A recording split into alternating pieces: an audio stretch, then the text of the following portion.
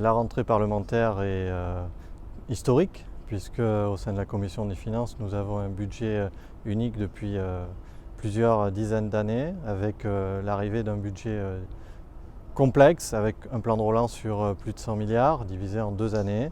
Donc une commission qui est au travail depuis le mois de septembre. On doit permettre à nos territoires, notamment la Corrèze, de se développer et donc d'avoir accès à tous ces dispositifs et tous ces financements qui sont très importants pour l'année 2021.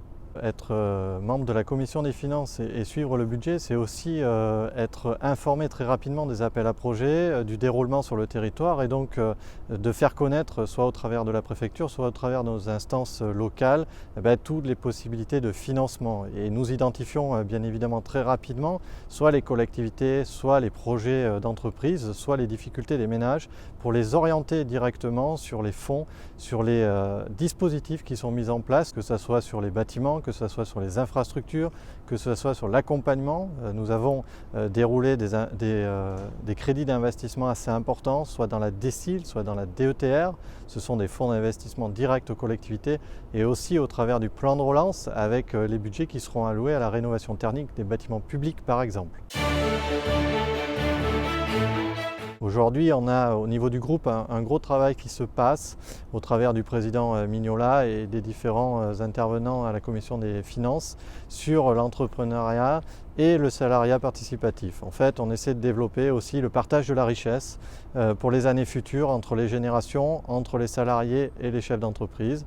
Il s'agit d'amendements qui seront apportés bien évidemment au sein de la Commission des finances, mais aussi d'un parcours idéologique et politique que nous souhaitons marquer avec le partage de la richesse et impliquer beaucoup plus les salariés dans l'entreprise au travers de la participation salariale.